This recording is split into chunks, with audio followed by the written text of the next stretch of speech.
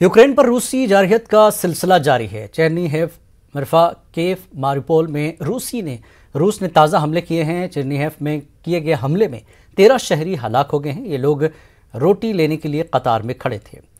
मरफा में एक तालीमी इदारे पर रूस ने मिसाइल से हमला किया, जिसके नतीजे में स्कूल की इमारत को तबाह हो गई।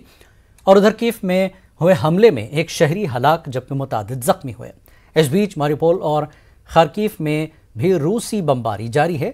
मारिउपोल से 300 शहरियों को निकाला गया है।